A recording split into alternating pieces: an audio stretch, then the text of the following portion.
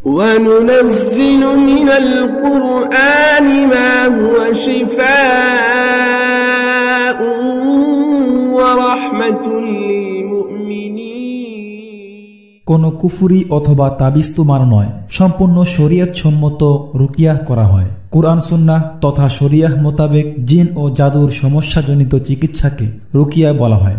দুষ্ট জিন ও মানুষেরা বিভিন্ন তন্ত্র, কুফুরি ও জাদুর মাধ্যমে মানুষের ক্ষতি করে থাকে। বাড়িতে তাবিজ পুঁতে রাখে, শরীরে জাদু করে, বিবাহ বন্ধ করে, স্বামী স্ত্রী অমিল করে, শরীরে প্রবেশ করে, গর্ভবতী মায়ের বাচ্চা নষ্ট করে ও বিভিন্নভাবে কষ্ট দিয়ে থাকে। আমরা এই সকল সমস্যারই রুকিয়া করে থাকি। পবিত্র কুরআন সুন্নাহ এর মাধ্যমে এই সমস্ত সমস্যারই চিকিৎসা দেওয়া সম্ভব। মানুষের সেবার পাশাপাশি আমাদের উদ্দেশ্য হল সারা বিশ্ব থেকে কুফুরি শিরকি চিকিৎসার মূল্যোৎপাদন করে কুরআনের চিকিৎসা কায়েম করা। মানুষের অন্তর থেকে তাবিজ তুমার নামক ব্যাধি দূর করে কুরআন হাদিস ভিত্তিক রুকিয়া চিকিৎসা প্রতিষ্ঠা করা। পরামর্শ অথবা চিকিৎসার জন্য স্ক্রিনে দেওয়া নাম্বারে যোগাযোগ করুন।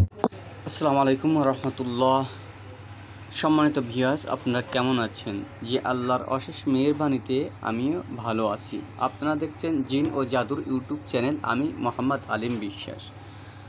সম্মানিত ভিউয়ার্স, আপনারা জানেন যে জিন মানুষদেরকে ক্ষতি করে থাকে।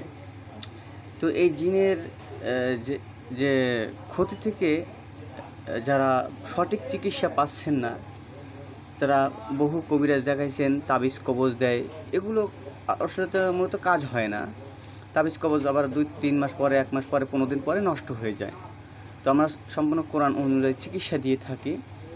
তো যোগাযোগ করবেন স্ক্রিনে দেওয়া নাম্বারে। এবং যারা অতি ক্ষতিগ্রস্ত তারা যোগাযোগ করবেন অতি তাড়াতাড়ি। সঠিক জায়গায় চিকিৎসা নেবেন, সঠিক জায়গায় চিকিৎসা নেবেন। আপনারা এখানে ওখানে ঘুরবেন না, ঠিক আছে? তো দেখুন, জিনেরা মানুষদেরকে ক্ষতি করে, বিভিন্ন ধরনের ক্ষতি করে থাকে। দূর থেকে ক্ষতি করে এবং ডাইরেক্ট শরীর ভর হয়ে ক্ষতি করে, ঘুমের ঘরে ক্ষতি করে, বিভিন্ন প্রকারের ক্ষতি করতে থাকে। তো এ থেকে পরিত্রাণ পাইতে যদি হয়, তো আল্লাহর কোরআনের আল্লাহ পাক রব্বুল আলামিন কোরআনের ভিতরে কিছু সূরা নাজিল করেছেন। বিশেষ সূরা আছে, সূরা ফালাক, সূরা নাস, আয়াতুল কুরসি। এগুলো পড়ে সকাল সন্ধ্যা মাজুম দোয়াগুলো পড়ে আপনি সকাল সন্ধ্যা পড়ে আপনি শরীর ফু দেবেন এবং মেজা করবেন। হাতের তালুতে ফু দিয়ে, এগুলো পড়ে হাতের তালুতে ফু দিয়ে আপনি শরীরটা মেজা করবেন, পা থেকে মাথা থেকে পা পর্যন্ত আপনি মুছবেন। তো দুষ্টু জিনেরা এরা আসলে মানুষের ভালো চায় না। এরা দুষ্টু জিনেরা, এরা হলো ইবলিশের অনুসারী।